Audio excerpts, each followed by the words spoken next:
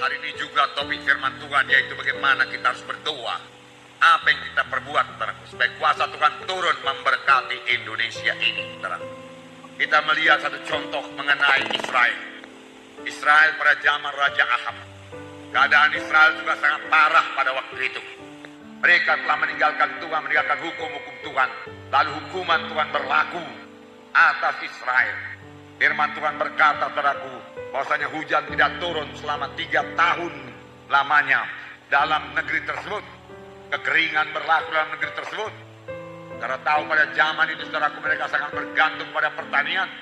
Dan kita membaca pada waktu itu, saudaraku, ada seorang janda, ini hanya satu contoh saja, saudara, untuk bisa menggambarkan keadaan pada zaman itu. Janda di Sarfat, dia hanya memiliki sedikit tepung dalam tempayan dan sedikit minyak dalam buli-buli. Dia dengan anaknya mencari kayu api, kemudian dia bermaksud, saudaraku, memasak kue yang sepotong itu, lalu mereka makan dengan anaknya, lalu mereka mati. Demikianlah parahnya keadaan pada waktu itu. Setelah 3 tahun kekeringan, saudara. Termasuk keadaan pribadi kita masing-masing, saudaraku. Kalau keadaan kita sudah parah, boleh jadi timpa penyakit, kesusahan, kekurangan, dan lain sebagainya, persoalan. Saudara, mari kita lihat akar persoalan itu. Dan bertobat dari segala dosa. Kemudian berdoa dengan sungguh-sungguh kepada Tuhan. Bertobat dan berdoa dengan sungguh-sungguh. Kalau selama ini persekutuan kita sudah agak renggang dengan Tuhan, mari rapatkan diri kepada Tuhan. Cari wajah Tuhan, gapai Tuhan, bersekutu dengan Tuhan. Rasakan kembali kasih-Nya dalam saudara. Maka semua persoalan saudara akan diselesaikan oleh Tuhan. Dalam 1 Raja-Raja 18 ayat 17 dan 18 dikatakan di sini. 17.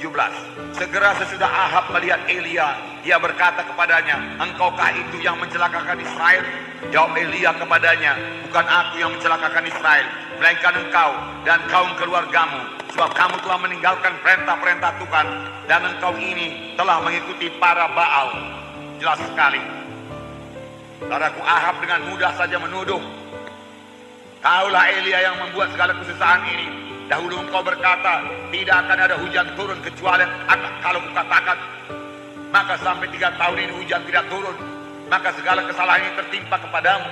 Tanggung jawab mulai itu, hai Elia, dia katakan. Namun Elia berkata, yang kukatakan itu bukan daripada aku.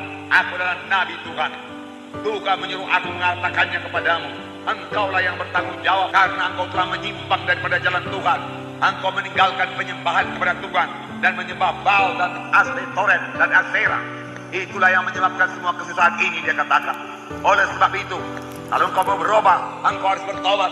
Nabi Baal, Nabi Asera harus dibasmi dari seluruh Israel, dan seluruh Israel harus kembali kepada Tuhan. Maka keadaan negeri ini akan berubah. Demikian kira-kira telah dikatakan oleh Elia. Nah, lalu apakah mereka perbuat, saudaraku? Dosa memang harus diselesaikan. Israel harus bertobat supaya nasibnya berubah. Nah, saudaraku, lalu apa yang terjadi, saudaraku? Ada 850 Nabi Baal dan Nabi Asera. 1 Raja 18 ayat 19. Sebab itu suruhlah mereka mengumpulkan seluruh Israel ke Gunung Karmel. Juga nabi-nabi Baal yang 450 orang dan nabi-nabi Asera yang 400 itu yang mendapat makanan dari meja istana Izebel. Rupanya Izebel memberi makan pada 850 orang nabi-nabi Baal dan nabi Asera.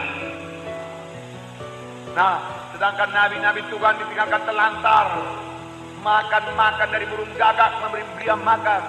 Di tepi sungai Kerit dia minum, dan ketika sungai Kerit kering, lalu Tuhan menyuruh seorang janda yang hanya mempunyai sepotong roti saja lagi untuk memberi makan Nabi Elia.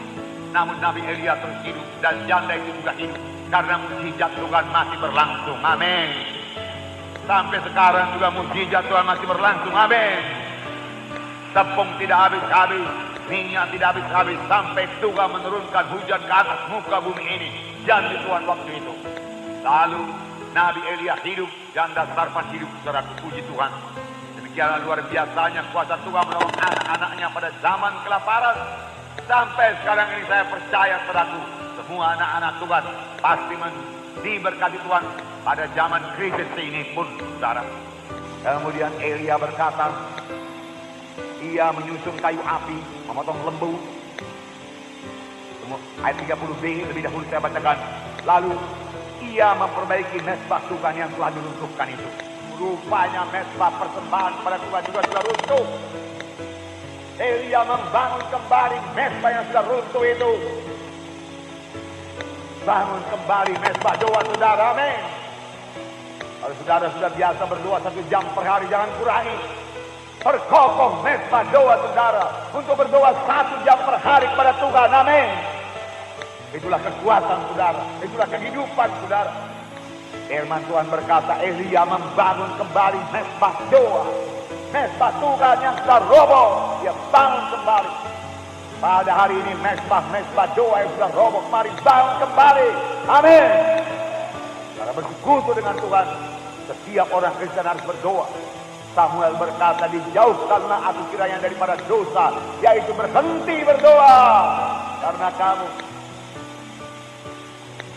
berhenti berdoa buat Israel, berhenti berdoa buat bangsa dan negara kita, rupanya satu dosa di hadapan Tuhan. Banyak orang tidak menyadarinya, tapi Samuel menyadarinya. Dijauhkanlah aku kiranya daripada berbuat dosa, yaitu berhenti berdoa untuk bangsa Israel. Dia tidak pernah berhenti berdoa.